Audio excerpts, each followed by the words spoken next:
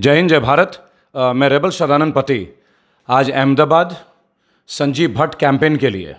संजीव भट्ट कोई नाम के मोहताज नहीं है, कोई परिचय के मोहताज नहीं है, लेकिन अगर आज मोहताज हैं तो न्याय के मोहताज हैं, अगर आज मोहताज हैं तो इंसाफ के मोहताज हैं।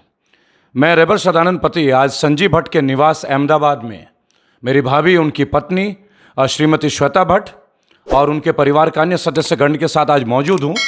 उस दर्द को आप लोगों के बीच में लाने के लिए, जिस दर्द को ये परिवार लगातार सह रहा है। वैसे तो 2 साल से वो इस परिवार से बिछड़े हुए हैं, 5 सितंबर 2018 से, लेकिन ये लड़ाई केवल 5 सितंबर 2018 की नहीं है। इससे पूर्व में भी लगातार कोई ना कोई क्रमबद्ध तरीके से उनको परेशान किया गया, उनके परिवार को परेशान किया गया। कभी घर तोड़ा जाता है, कभी एलिगेशंस लगाए जाते हैं, वो भी बेसलेस, और मुकदमेबाजी ऐसी जो बेसलेस तो होते ही हैं। अटेम्प्ट टू मर्डर का मुकदमा दर्ज किया जाता है माननीय संजीव भट्ट के लिए, हमारे वीर भाई ज्येष्ठ भ्राता संजीव भट्ट के लिए, भारत माँ के वीर सपूत और लाल संजीव भट्ट के लिए। हम लोग एक कैंपेन को आगाज कर रहे हैं, जस्टिस फॉर संजीव भट्ट। भाइयों और बहनों, इस वीडियो को बनाते वक्त दिल में कई सारी भावनाएं भी थी, क्योंकि पुलिस की प्रताड़ना सरकारी रवैये से कैसे होती है। कई पुलिस अधिकारी भी होंगे जो अंदर दिल ही दिल टूट चुके होंगे संजीव भट्ट की दुर्दशा देख के, लेकिन वो कुछ कर नहीं पा रहे क्योंकि अपनी नौकरी सबको प्यारी है। लेकिन अब वक्त है अपनी नौकरी को कुर्बान करने का। वैसे भी ये भाजपा सरकार नौकरी लेने में माहिर है, गवर्नमेंट जॉब से इन्हें दी ही नहीं जाती है।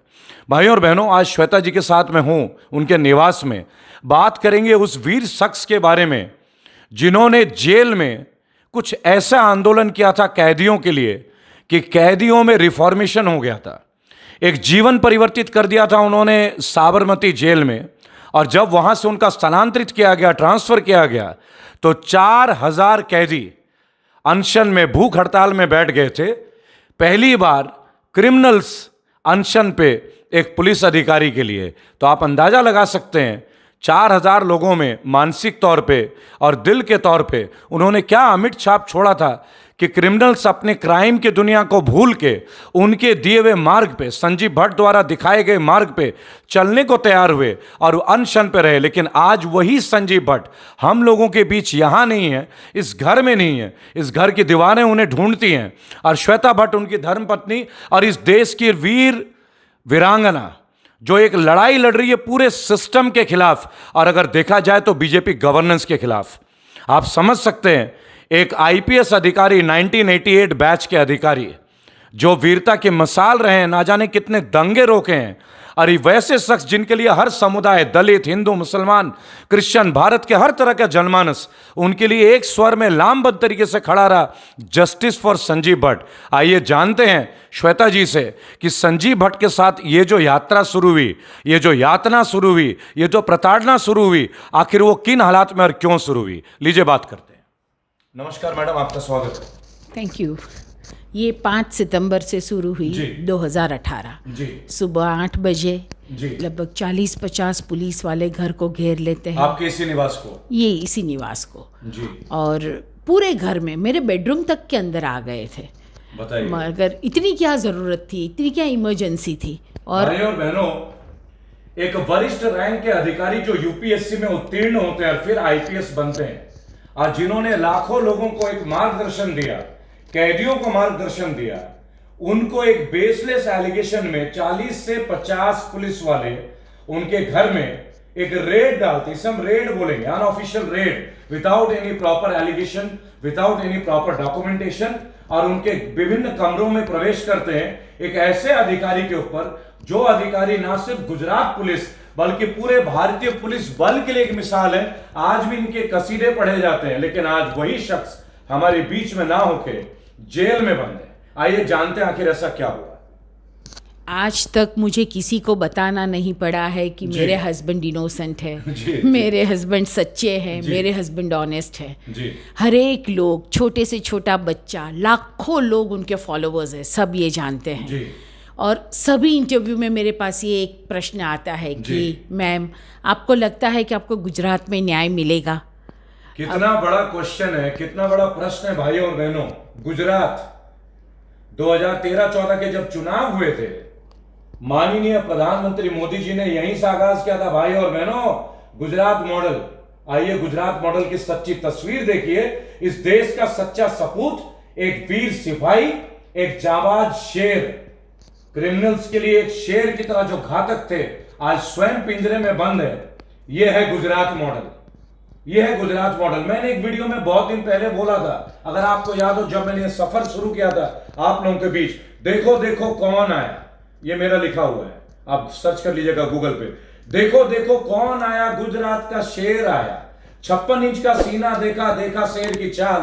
कमाल करते हो मोदी मियां, आज हम पे भौंक रहा है नेपाल, आज हम पे भौंक रहा है नेपाल। अपने पड़ोसी आपसे संभाले नहीं गए, ना पाकिस्तान संभला, ना श्रीलंका संभला। चीन को तो खैर आप क्या संभालोगे, आप चीन के ऐप बदल रहे हैं, वो हमारे मैप्स बदल रहे हैं, राइट। आप श्रीलंका नहीं संभाल पाए, नेपाल भी कूद पड़ा, लेकिन आप अपने देश के एक वीर सपूत जो इस सिस्टम के साथ लड़ रहे थे, इस देश को क्राइम फ्री बनाने के लिए जो अपना योगदान दे रहे थे, उनको आपने सलाखों में पहुंचाया। क्यों पहुंचाया, किस एफिडेविट की वजह से पहुंचाया, ऐसा कौन सा मुकदमा है जिससे आपको डर लगता है माननीय प्रधानमंत्री मोदी जी? और ऐसे कौन से अधिकारी और जज हैं जो वक्त वक्त पे ट्रांसफर होते रहे, जो माननीय गृह मंत्री को बेल देते रहे और पता नहीं वो आज किन पदों पे चले गए? इनके तो हम चर्चा करेंगे, लेकिन आइए जानते हैं संजीव भट्ट के ऊपर मुकदमा आखिर क्यों। 2011 में संजीव भट्ट ने एफिडेविट फाइल करी। 2011 में 11 जी, सुबह 11 बजे फाइल होती है, शाम के 4 बजे से हमारे साथ ये सब शुरू हो व्हाट जाता अ है। कोइंसिडेंस।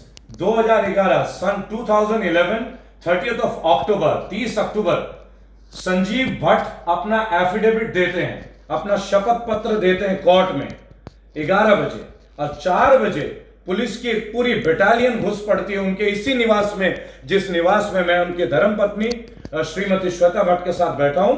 आगामी जर्नी में हमारे साथ हमारी देश की बहादुर बेटी आकाशी भट्ट भी हमारे बीच होंगी। मैं उनको आग्रह करूंगा वो भी मंच पे आए, क्योंकि उनका आना हमारे लिए बहुत महत्वपूर्ण है।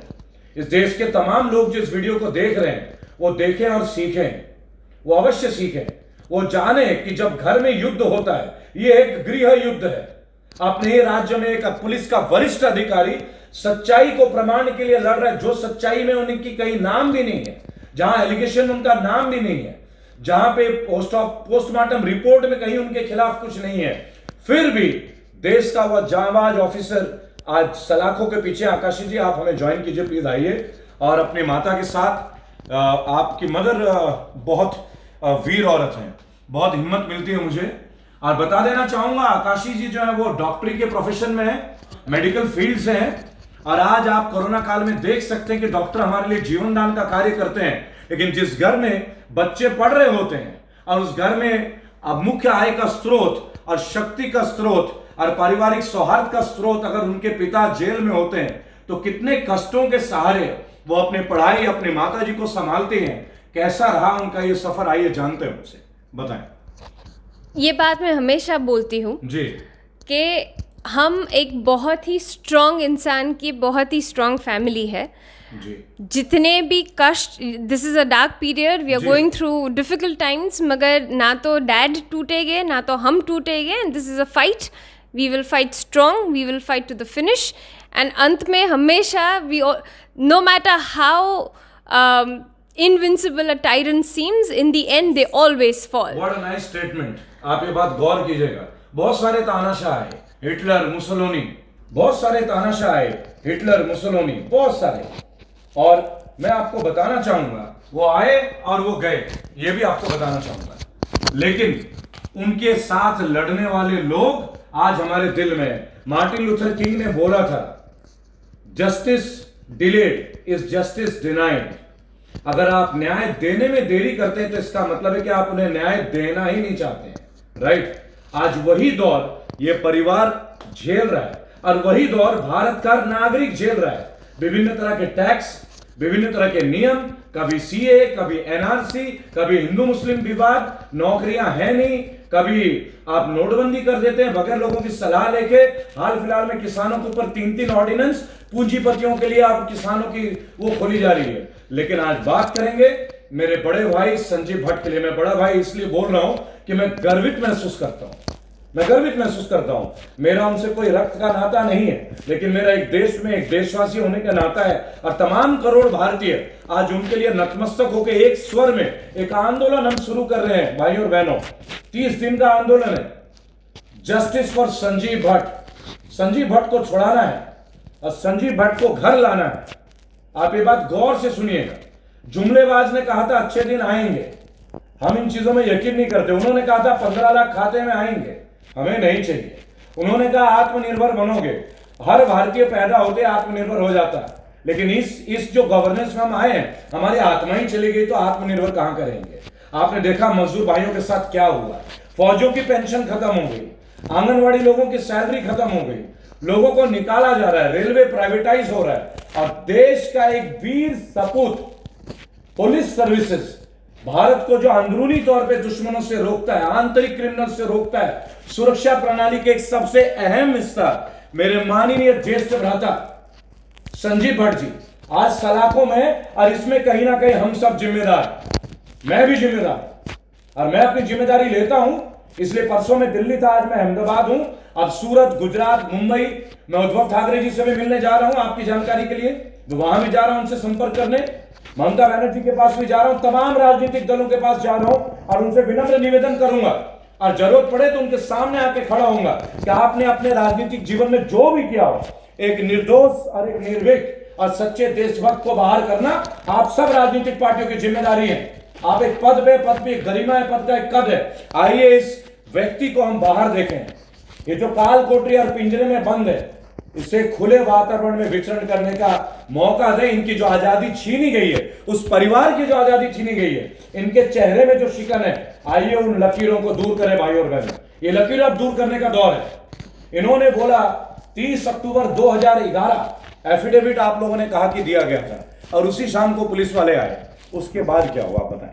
बस उसी दिन से सभी केसेस जो समरी रिपोर्ट हो गई थी, केसेस बंद हो चुके थे। कितने पुराने केस थे ये? 30 साल पुराना। 30 साल, अरे बंद भी हो गए थे। बंद हो, समरी रिपोर्ट हो गया था, पूरा इन्वेस्टिगेशन हो गया था, सीआईडी क्राइम ने इन्वेस्टिगेट करके बता भी दिया था कि इनमें ये लोगों का कोई हाथ नहीं है, संजीव भट्ट का कोई बिल्कुल भी नहीं है, because they were never arrested by him, they were never in his custody, he never ever interrogated them. ना कोई डॉक्टर रिपोर्ट, ना पोस्टमार्टम रिपोर्ट, ना इंटरनल एक्सटर्नल इंजरी, ना उन लोगों ने खुद कंप्लेन की हो मैजिस्ट्रेट के सामने जब उनको पेश किया गया, कुछ भी नहीं। पीड़ित जो भी व्यक्ति रहा हो, उनके परिवार की कोई स्टेटमेंट नहीं, पोस्टमार्टम रिपोर्ट में कोई उल्लंघन नहीं, किसी तरह का कोई एलिगेशन नहीं, कोई बर्डन ऑफ प्रूफ नहीं रहा, केसेस क्लोज थे कोर्ट के स्टेटस से।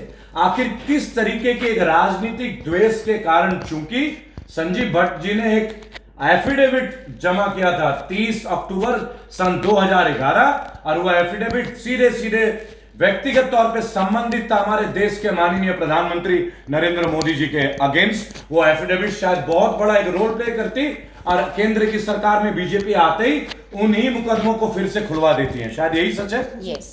जो केसेस 30 साल पहले 1990 के बंद हो गए थे, प्रॉपर ज्यूरिस्डिक्शन के साथ, बेसलेस एलिगेशंस, क्योंकि संजीव भट्ट जी का वो एरिया भी ज्यूरिस्डिक्शन का शायद। संजीव की पहली पोस्टिंग 17वां दिन था, बताइए। He was an ASP there, और उस वक्त तो दिल में दिमाग में इतने सपने होते हैं कि मैं ये कर लूंगा, वो कर लूंगा, सच्चाई से चलना है, ऑनेस्ट हूँ, और क्या चाहिए। बिगिनिंग ऑफ द करियर था, बिगिनिंग 70 वो जवान हो रहे थे इस करियर में।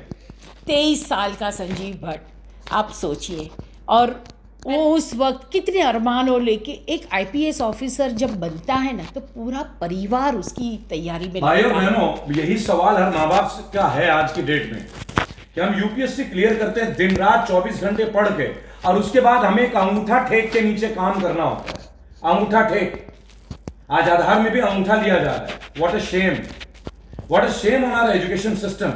Being a post graduate, being a graduate, being a doctor, we have to give a thumb. It means we are illiterate. He is an IIT gold medalist. IIT Powai. Bombay, yeah, yes. Bombay. IITian gold medalist Sanjeev Bhatt की बात हो रही है। 23 साल की उम्र में ASP के पोस्ट पे पहली अपॉइंटमेंट, जहां आदमी के पास एक जुनून होता है। आप जानते हैं, जब NDA, जब UPSC, जब PCSJ, जब HJS हम क्लियर करते हैं, हमारा ब्लड जो है वो 100 गुना ज्यादा पंप करता है. We have to do something. Actual patriotism. शहीद भगत सिंह 23 साल की उम्र में शहीद हो गए थे, आपकी जानकारी के लिए. ये 30 अक्टूबर 1990 की बात है, जब अडवाणी जी ने रथ यात्रा निकाली थी. उस वक्त पूरे देश में दंगे हुए थे. ये उन दंगों की बात है. रथ यात्रा अयोध्या मुहिम के दौर, वो काला दौर जिसने देश को विभाजित किया, जिसमें देश की अखंडता को पराजित किया. भाई और बहनों, कोई स्पीच नहीं है, कोई पेपर नहीं है, डॉक्यूमेंटेड नहीं है. अंदरूनी आवाज है एक साधारण भारतीय की, एक बागी की, रेबल की आवाज है. और आप ये सोचें, हमारे साथ हमारी बेटी आकाशी भट्ट है. क्या एज होगी आपकी? 30. She is a doctor. और लास्ट ये 10 साल इनके पिताजी के साथ जो भी ये घटनाएं घटी हैं, from a 20s to in the beginning of uh early 30, आप समझते हैं डॉक्टरी की पढ़ाई 4.5 साल 5 साल, फिर बाद उसके आगे एजुकेशन, कितना इफेक्ट पड़ता है एक बच्चे को. But I am so grateful to God, ईश्वर की कृपा कि आपने पढ़ाई अच्छे से की और आप एक निर्भीक लड़की हैं. और हमारे देश की लड़की को निर्भीक होना चाहिए. पहली बात है, एक वीर माँ की बेटी है. श्वेता भट्ट जी जो है, एक्चुअली कंगना रनौत जी, अगर आप ये वीडियो देख रही हैं तो थोड़ी शर्म आनी चाहिए आपको. आप बहुत बड़ी बड़ी बातें करती हैं. आपका ऑफिस टूट गया, हल्ला मच गया, बीएमसी ने तोड़ दिया, वो तो सरकारी है. इनके लिए आप कहां मणिकर्णिका नहीं बन पाई. आप पर्दे पे तलवार चलाएंगी यूं और ब्लड शेड होगा. आइए ना, इनकी लड़ाई लड़ते हैं. ये आपकी बहन नहीं है क्या? ये पीड़ित परिवार आपकी माता नहीं है क्या, कंगना जी? और बीजेपी के तमाम लोग, आप 22 श्रेणी की सुरक्षा आप किन्हें देते हैं? कंगना रनौत जैसे एक मल्टी मिलियनियर को. और यह परिवार जो पिछले इतने सालों से सदमे में है, इनको सुप्रीम कोर्ट ने भी वाइस सिक्योरिटी देने के लिए आपको आदेश किया था. आपने धीरे धीरे सारी सिक्योरिटी वापस ले ली. आज जब मैं इनके घर में आया, एक फॉर्मर आईपीएस ऑफिसर जिनका अपना सैलरी तक रोका हुआ है 10 साल तक, कभी आपने सोचा इनका परिवार का लालन पोषण कैसे होगा? आप सोचिए, एक 23 इयर्स ऑफ एज में 23 साल की उम्र में आईपीएस अपना बिगिन करता है कैरियर का, तो उसे तोहफा क्या मिलता है? आडवाणी जी का रथ यात्रा. और मेरे बीजेपी के प्रिय साथियों, एक बात याद रखिएगा, मैं वो आडवाणी जी का रथ यात्रा की बात कर रहा हूं. आज आडवाणी जी भी पिक्चर में नहीं है. पिक्चर अभी बाकी है. पिक्चर अभी बाकी है. अभी नवजोत सिंह सिद्धू भी नहीं है, अभी शत्रुघ्न सिन्हा भी नहीं है, अभी यशवंत सिंह भी नहीं है, अभी ना जाने कौन कौन नहीं रहेंगे. वो दिन दूर नहीं जब भारतीय भी नहीं रहेंगे, हम गिनी पिग्स कहलाएंगे. इनके राज में हम एनिमल्स बन रहे हैं. हम साधारण आदमी और मजदूरों की बात करते हैं जो सड़क पे कोरोना काल में मर रहा है. यहां वो परिवार है जो आईपीएस परिवार से संबंधित रखता है, यूपीएससी परिवार से संबंधित रखता है, आईआईटी गोल्ड मेडलिस्ट मुंबई से संजीव भट्ट. भाइयों और बहनों, लेकिन हम ये गलती करते हैं. हम संजीव भट्ट जैसे वीर व्यक्ति के लिए वीडियो देख के चुप रहते हैं. आइए रेबल के साथ 1 महीने तक यह आंदोलन देश के हर शहरों में हम बकायदा बैनर्स, बकायदा बोर्ड लगाएंगे. कौन कौन से टीवी चैनल है, कब तक आप आंखें बंद करके बेशर्मों की तरह भागेंगे? रविश कुमार जी, विनम्र निवेदन, बड़े भाई आप हैं तो लगता है कि मीडिया जीवित है. विशाल जी, आप हैं तो लगता है मीडिया जीवित है. कृपया करके इस परिवार की न्यूज को लाएं. क्या आपकी नैतिक जिम्मेदारी नहीं बनती? एक परिवार आपसे मदद नहीं मांग रहा है, यह आपका कर्तव्य है, क्योंकि आप एक जर्नलिस्ट हैं, मैं भी एक जर्नलिस्ट हूं. मैं अपने कर्तव्य के लिए यहां आया हूं. 19 बार डिटेन किया हूं पिछले 3 महीने में. परसों किसान घाट में 6 चक्कर लगा के गई पुलिस कि क्या कर रहा है भाई, क्या कर रहा है? अरे क्या कर रहा हूं? किसानों की बात कर रहा हूं. यहां क्या कर रहा हूं? अपनी भाभी के लिए बात कर रहा हूं, अपनी बेटी के लिए बात कर रहा हूं, अपने बड़े भाई के लिए बात कर रहा हूं. कौन करेगा? हर भारतीय को करना पड़ेगा. ना हिंदू की बात होगी, ना मुसलमान की बात होगी. भारतीय है, भारत की बात होगी, रेबल के साथ होगी. भाइयों और बहनों, आइए इस मुहिम को हम सफल बनाएं. हम संजीव भट्ट जी को बाहर लाएं. एक ही मुहिम है, संजीव भट्ट जी को बाहर लाना है. तब तक चैन से बैठना नहीं है. आइए श्वेता भट्ट जी से जानते हैं इस पूरे क्रम में किस किस तरह की गवाही हुई है. मैडम, इस कोर्ट के केसेस में कैसे कैसे तारीखें लगती हैं, ये बताएं. ये जो पूरा ट्रायल है जी, वो ही विशिएटेड है जी. वो ठीक तरह से हुआ ही नहीं. पहले ये लोग कहते हैं कि हमारे पास 300 विटनेसेस हैं. 300 प्रोसिक्यूशन कहता है, तो ठीक है, लाइए 300 विटनेसेस को. फिर लाके वो लोग 30 लोगों को लाते हैं. उनमें से भी वैसे लोग जो डायरेक्टली 90% गॉन. उनमें से भी ऐसे कि जिनका ये इस केस से डायरेक्टली कोई ताल्लुक ही नहीं है. कोई छोटा छोटा काम एक कमरे से दूसरे कमरे में फाइल लेके गया हो, जी। उस किस्म के लोगों को। नो आईओज, इंक्वायरी एक भी ऑफिसर नहीं, नो डॉक्टर्स जिन्होंने पोस्टमार्टम किया, कोई भी नहीं जी। हमें एक भी डिफेंस विटनेस नहीं बुलाने देते हैं। आप ये सोचिए, डिफेंस काउंसिल का राइट है ये, फैमिली की राइट है ये कि डिफेंस विटनेस को कॉल करे, रिकॉल करे। आखिर क्यों नहीं इन्हें बुलाने दिया जाता? किस बात का डर है? इससे पहले कि ये कुछ कहे, मैं एक बात बोलूंगा, मोदी जी उनको छोड़ दीजिए ना। आप तो सच्चाई के प्रतीक हैं। केंद्र में आपकी सरकार है, विभिन्न राज्यों में आपकी सरकार है। अरे मन की बात करते, आइए ना एक बार संजीव भट्ट जी के साथ बात करते हैं, खोलिए ना उनको बाहर, क्या अंदर रखा हुआ है? अगर आप लीडर हैं, स्वच्छ हैं, तो आने दीजिए उन्हें बाहर। ऐसा वो क्या कर देंगे बाहर आके जो आप लोगों को डर लगता है? ऐसी क्या बात है जो उनकी तारीखें एडजर्न हो जाती हैं? विभिन्न कोर्टों में इनकी केस 3 महीने तक जजेस सुनते नहीं है और उसके 3 महीने बाद बोलते हैं कि बेल खारिज। ऐसा कहां होता है? 302 मुकदमे बनने का प्लेटफॉर्म कहां है, बेस कहां है? मैं आप लोगों के साथ भाइयों और बहनों, इस वीडियो के माध्यम से तमाम जुडिशरी के जो लोग हैं, मेरे साथी बैरिस्टर्स और वकील भाई बहन हैं, और विभिन्न बेंच के, विभिन्न हाई कोर्ट्स के जो सदस्य हैं, आप लोगों के बीच में। और अभी मैं लखनऊ आ रहा हूं, कम से कम 200 वकीलों के साथ में हूंगा और बेंच के प्रमुख जजेस के साथ भी होऊंगा। मैं उन सबको इस प्रतिलिपि, जजमेंट की प्रतिलिपि जो आप मुझे देंगे, जो आप बेटा आप मुझे देंगे, वो मैं सबके हाथों में दूंगा। और आज जो जुडिशियरी में इनका इंटरफेरेंस हो रहा है, उस इंटरफेरेंस को रोक के दिखाऊंगा। एक जनमानस की आवाज, संजीव भट्ट केवल अंदर नहीं है, करोड़ों भारतीय अंदर है इनकी तरह, जो विक्टिम है सिस्टम के अत्याचार के साथ। तो आखिर ऐसा क्यों हुआ जो आपको नहीं सुना जा रहा है कोर्ट में? क्या दलीलें दी जाती हैं कोर्ट में? डरते हैं संजीव से, वो तो ऑब्वियस है। मुझे तो हमेशा ये लगता है। और ये लोग समझते हैं कि एक संजीव भट्ट अंदर चले जाएंगे तो ये सब खत्म हो जाएगा या तो कोई बोलेगा नहीं, मगर जिस तरह के वो अफसर रहे हैं, मुझे लगता है कि 1 लाख संजीव भट्ट और खड़े हो जाएंगे। क्या बात है। आप देखिए, अगर कोई आवाज उठाए तो वो देशद्रोही, अगर सच्चाई की बात करें तो अर्बन नक्सलिस्ट। अब नक्सलिज्म नहीं रहा, अब अर्बन नक्सलिज्म हो गया। जैसा अर्बन लेटर एक ऐप है, बहुत जल्दी गवर्नमेंट जो भी सरकार के खिलाफ बोले उनको, आपने देखा होगा योगी आदित्यनाथ ने एसएसबी का गठन कर दिया, बगैर वारंट उठा लो जी, किसी को भी अरेस्ट कर लो, डिटेन कर लो, रखो 4-5 दिन। ये तो माननीय हाईकोर्ट ने तुरंत तर्क टिप्पणी की है कि भाई जुडिशरी कुछ नहीं होता क्या, बगैर वारंट के, बगैर कोर्ट का आप कोर्ट को बाईपास कर दोगे क्या? बाईपास तो सबको कर रहे हैं, लेकिन आज संजीव भट्ट जी के लिए क्यों डर लगता है? संजीव भट्ट से आखिर ऐसा क्या राज है जो संजीव भट्ट से आपको भय लगता है? सच्चाई कभी ना कभी तो आएगी। जिन्होंने आडवाणी जी की जगह छीनी है, उनकी जगह भी कभी छीनी जाएगी भाई और बहनों। Nothing is permanent in the world. इस दुनिया में कुछ भी परमानेंट नहीं है। गीता में यह भी लिखा गया है, जो भी भक्त हिंदुत्व के पाठ इस बीजेपी और इनके लोगों से सुनते हैं, आप एक बात ध्यान रखिएगा, परिवर्तन ही संसार का नियम है। ये गीता सार है, ये गीता में बोला गया। तो जिस तरह आडवाणी जी को पलट दिया गया, वो दिन आएंगे जब मोदी जी भी पलटे जाएंगे, जब आपके दिए गए पॉलिसीज में, लेकिन उसके बाद शायद बीजेपी हाशिए में होगी। आज हम लोग हाशिए में, लेकिन हम हिम्मत नहीं हारे, ये परिवार हिम्मत नहीं हारा। आपको सुना होगा, आकाशी जी ने एक बात बोला कि टायरेंट कुछ भी कर ले, हम अपने पद से डगमगाने वाले नहीं हैं। क्या हौसला है!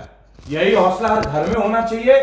जो पोस्टर कैंपेन हम शुरू कर रहे हैं, इसी हफ्ते 30 दिन तक चलेगा। नवरात्र मत मनाइए, मत मनाइए दिवाली, मत मनाइए ईद। आइए देश के निर्भीक और एक सच्चे सपूत को बाहर निकालें। आइए देश के लिए अपना योगदान दें।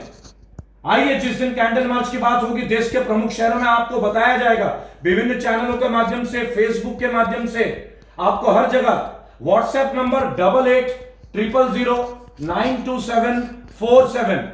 मैं रिपीट करूंगा, रेबल सदानंद पति का व्हाट्सएप नंबर 8800092747। जितने भी अलग अलग एनजीओ है, संगठन है जो आज हमारे साथ हैं, सबको वो तारीख बताई जाएगी जिस तारीख से हम ये पोस्टर अभियान और कैंडल मार्च शुरू करेंगे कानूनन, ताकि हम पे कोई मुकदमा ना लगा सके।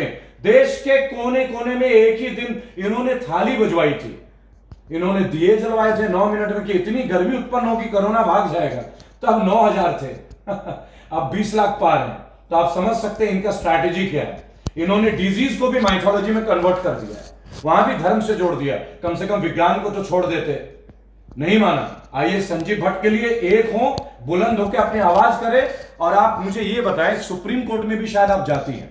जी अब जाएंगे सुप्रीम जाएंगे। कोर्ट में, और मैं ये कहना चाहूँगी कि हर एक लोगों को कोर्ट में बहुत आस्था होती है, क्योंकि वो अल्टीमेट डेस्टिनेशन होता है। जी। हर एक लोग को लगता है कि कहीं ना कहीं हमसे इनजस्टिस हो गया, मगर सुप्रीम कोर्ट में तो हमें पक्का जस्टिस मिलेगा। जी। तो मेरी यही दरख्वास्त है कि प्लीज़ हमें मायूस मत कीजिएगा, और हम जब भी सुप्रीम कोर्ट जाए तो हमें न्याय मिले, जस्टिस मिले। देखिए, जस्टिस तो हर हाल में लेके रहेंगे, इस बार हमें लेना होगा, क्योंकि nothing is being gifted and granted in this world for any citizen, specifically when you are in India. आज भारत को लोग अलग नजरिए से देख रहे हैं। एक अलग नजरिया बीजेपी की मीडिया सेल दिखाती है, भारत वहां पहुंच गया है, भारत रोड पे पहुंच गया है। बेहतर है आप अपने आंखें खोल लें। 2 करोड़ नौकरी की बात थी, 18 करोड़ नौकरी जा चुकी। एनटीपीसी के जो बच्चों ने फॉर्म भरे उनकी ज्वाइनिंग लेटर नहीं आई। आरपीएफ, रेलवे वाले निजीकरण कर दिए गए। अदानी जी के नाम का ट्रेन चल रहा है, लेबर और मजदूर के लिए ट्रेन नहीं चलती। 500 रुपए मजदूर को दिए जाते हैं। इस देश में ना मजदूर सुरक्षित है, ना एक आईपीएस रैंक कैडर का निर्भीक और सच्चा देशभक्त सुरक्षित है। आइए संजीव भट्ट के लिए एकत्रित हो, अपने लिए एकत्रित हो। मुद्दा संजीव भट्ट नहीं है, यह भी मैं अगेन आपको बोल दूं। लाखों संजीव भट्ट है जो जेल में, लेकिन ये वो व्यक्ति है जो लाखों करोड़ों को प्रेरित करते रहे, कैदियों को प्रेरित करते रहे, क्रिमिनल्स को ये सच्चे राह में लेकर आए। भाई और बहनों, एक मुहिम, एक शाम संजीव भट्ट के नाम, और वो शाम 30 दिन की शाम संजीव भट्ट के नाम। आइए इस मुहिम को सफल बनाएं और इस परिवार को न्याय दिलाएं। माननीय न्यायपालिका से मेरा अनुग्रह है, और विभिन्न टीवी चैनलों को मैं दोबारा आग्रह करूंगा, विनम्र निवेदन करूंगा। रविश जी, अभिसार जी, अंजना जी और सुधीर चौधरी जी, आपसे भी एक बार कर ही देता हूं। Arnab, I don't want a video footage from you, you are not a person worthy to be addressed, तो मैं आपको एड्रेस नहीं करता। लेकिन अभिसार जी, रविश जी, जब आप जैसे लोग इस मुद्दे को ले आएंगे तो हमारी आस्था आपके प्रति बनी रहेगी। इस वक्त देश आपको बहुत आशा की निगाहों से देख रहा है। जय हिंद, जय भारत। आप लोगों का थैंक यू।